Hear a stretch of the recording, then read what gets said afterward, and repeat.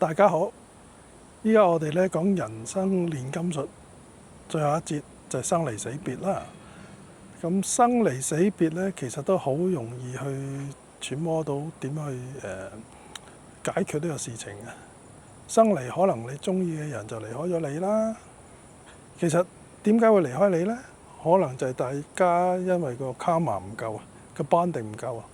咁如果你 bonding 唔夠，如果夾硬一齊咧，好似一個電車咁，電車嗰啲轆嘅闊度同嗰個軌道爭一寸嘅，你夾硬一行，其實行就冇問題嘅。但係如果一轉彎，成個飛咗出嚟都係車毀人亡嘅啫。所以生離其實亦都唔使可惜，因為始終都係大家 bonding 唔夠嘅話，你夾硬嚟嘅話呢，都係車毀人亡嘅。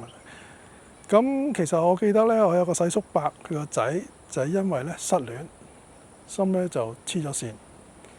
咁其實就唔值得啦。咁所以其實就可以有抽離少少。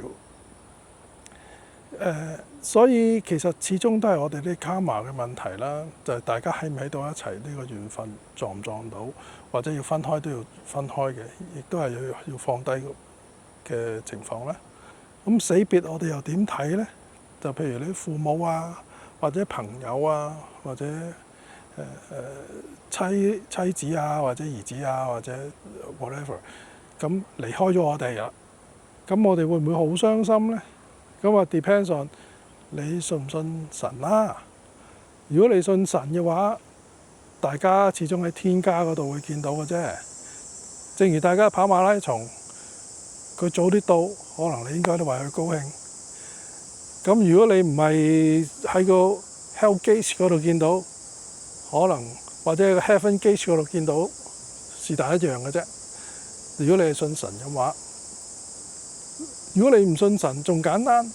其實我哋每個人死咗都被分解咗，可能變咗 carbon 啊、hydrogen、oxygen， 都喺我哋生活周圍仲喺度喎。其實都冇離開過喎，變咗都係，所以亦都係唔使傷心。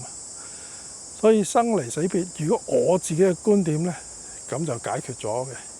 但可能咧每個人就感受唔同，可能慢慢大家諗多啲，逐漸就可以分別到，其實就唔使咁主觀地絕咗落去啦嚇。咁點解話唔好咁主觀地絕咗落去呢？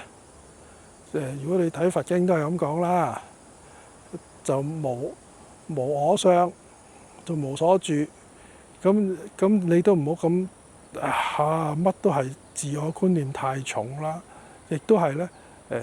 無所住嘅意思咧，即係話唔好咁 detached， 要唔好咁 attach， 要 detach 翻啲嘢，咁樣講啫。